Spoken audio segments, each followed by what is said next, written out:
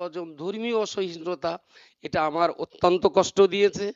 তাই দেশ যাতে একসঙ্গে থাকে, বাংলা যাতে আমরা ঐক্যবদ্ধভাবে থাকি, বাংলার শতাব্দী প্রাচীন সেই ঐতিহ্য, সেই সম্প্রীতি, সেই প্রেম ভালোবাসা নিয়ে যাতে আমরা বাঁচতে পারি। মমতা ব্যানার্জির এই যে লড়াই, বাঙালি জাতির উন্নয়ন শুধু নয়, সেই সঙ্গে সংখ্যালঘু বিভিন্ন সম্প্রদায়ের শিক্ষা, স্বাস্থ্য এবং কবরস্থান বলি বা অন্যান্য আরো বিভিন্ন দিক দিয়ে যে উন্নয়ন তিনি করেছেন, সবচেয়ে বড় কথা সাম্প্রদায়িক শক্তি এবং বিচ্ছিন্নতাবাদী শক্তির মোকাবেলায় মমতা ব্যানার্জির যে লড়াই, আমি সেই লড়াইটাকে স্বাগত জানিয়ে আমার এই জায়গায় আসা। মাতিন সাহেবকে বলবো যদি কিছু বলেন।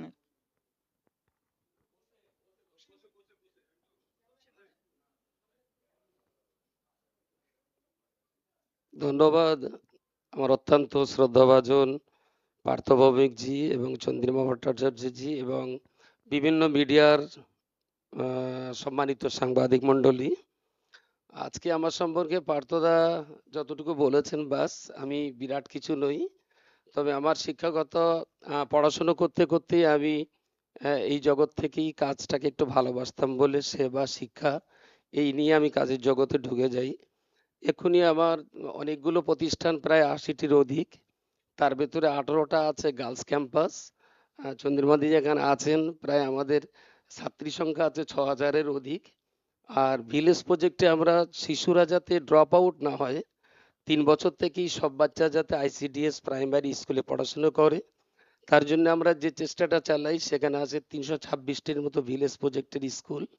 এবং এখানে আর সব মিলিয়ে প্রায় ৩৫,০০০ স্টুডেন্ট নিয়ে আমার পরিবার, এবং সেই সঙ্গে সঙ্গে ৬টা থেকে ৭টা সমাজ উন্নয়নের বিভিন্ন সংগঠন, তার মাদার কমিটি হলো অল ইন্ডিয়া সুন্নাতুল জামাত, এবং আমাদের সবচেয়ে বড় আবাসিক প্রতিষ্ঠান সেটা হলো জামিয়া রহমানিয়া, এবং মেয়েদেরও আবাসিক প্রতিষ্ঠান অনেকগুলো রয়েছে। এই নিয়ে আমি বেঁচে থাকি এবং বিভিন্ন সময় বিপর্যয়, খরা বা বিভিন্ন ক্ষেত্রে লকডাউনের ক্ষেত্রে প্রায় ৪৯টা লঙ্গরখানা চালিয়েছিলাম ৪৯টা গ্রামে একাধারে প্রায় ২ মাস।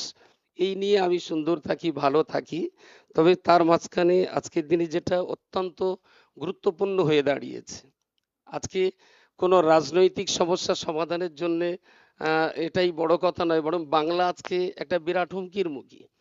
সারা ভারতবর্ষ একটা দেশ, তো আমি এই দেশের নাগরিক, আমি বাংলা কথা বলতে পারি, হিন্দি কথা বলতে পারি বা অন্য যে কোনো ভাষায় কথা বলতে পারি, কিন্তু খুবই দুর্ভাগ্য অন্যান্য ভাষায় কথা বলে কলকাতায় কাউকে মার খেতে হয় না, কিন্তু বাংলা ভাষায় কথা বলে মহারাষ্ট্রে বাঙালি ভাইদের মার খেতে হয়।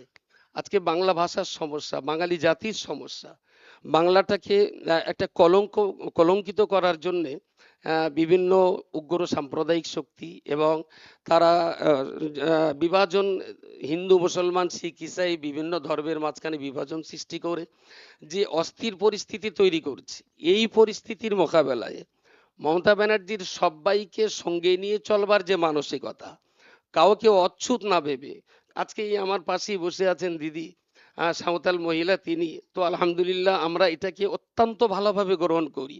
আমি বছরে একটা দিন করে একটা মুন্ডা পরিবার নয়, একটা মুন্ডা মহল্লাতেও ওদের আনন্দ দেওয়ার জন্য বছরে একদিন তাদের খাওয়া দিই। এই যে আমাদেরই দেশে কে নিচু কে উঁচু কে, সবচেয়ে বড় কথা হলো এরা আমার ভাই, এরা আমার বোন, এরা আমার দেশের সহনাগরিক। কিন্তু খুবই দুর্ভাগ্য আজকে একই সঙ্গে থেকে একই দেশে বসবাস করে একে অপরকে দূর ভাবা এবং শত্রু ভাবা, জাতি জাতি বিভাজন, ধর্মে ধর্মে বিভাজন, ধর্মীয় অসহিষ্ণুতা এটা আমার অত্যন্ত কষ্ট দিয়েছে। তাই দেশ যাতে একসঙ্গে থাকে, বাংলা যাতে আমরা ঐক্যবদ্ধভাবে থাকি, বাংলার শতাব্দী প্রাচীন সেই ঐতিহ্য, সেই সম্প্রীতি, সেই প্রেম ভালোবাসা নিয়ে যাতে আমরা বাঁচতে পারি।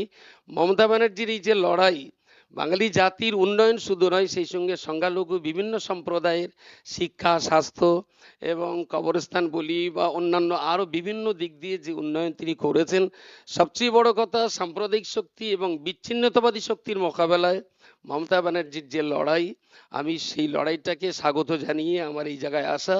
এবং আমি যদি সফল হব, যদি তিনি আমার দ্বারাতে কিছু কাজ করিয়ে নিতে পারেন, আমি বিভাজন সহ্য করতে পারি না, আমি কখনোই বিভেদকে সহ্য করতে পারি না।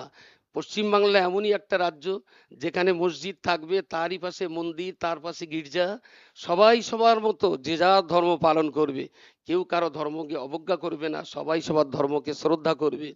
এইভাবেই এই বাংলাটা থাকুক, সারা ভারতবর্ষের ভিতরে বাংলা মাথা উঁচু করে দাঁড়াক। তাই বাংলার সম্প্রীতি, বাংলার সাহিত্য, বাংলার কৃষ্টি কালচার যাতে ভারতবর্ষের কোথাও অপমানিত না হয়, সারা বিশ্বের বুকে বাংলাকে আমরা মাথা উঁচু করে দাঁড় করাতে পারি। মমতা ব্যানার্জির এই লড়াইকে স্বাগত জানিয়ে আমার জীবনের মাঝ বয়স পেরিয়েও আজকে এই জায়গায় আমাকে এখানে আসতে হলো, কারণ দেশের বিবাদ বিসম্বাদ বিভাজন যে কঠিন জায়গায় পৌঁছে গেছে, এর বিরুদ্ধে যদি আমরা লড়াই করতে না পারি, তাহলে আমার মনে হয়েছে দেশের প্রতি যে দায়িত্ব আমার ছিল সেই দায়িত্ব পালন করা হবে না। তো তারা যদি আমার দ্বারাতে কিছু কাজ করিয়ে নিতে পারেন, তাহলে আমি সার্থক হব। যারা আজকে এখানে এসেছেন সবাইকে ধন্যবাদ জানিয়ে, সাধুবাদ জানিয়ে, মমতা ব্যানার্জির এই কর্মকাণ্ডের আমি আরো উন্নয়ন কামনা করে সবাইকে ধন্যবাদ জানিয়ে ছোট্ট কথা শেষ করছি।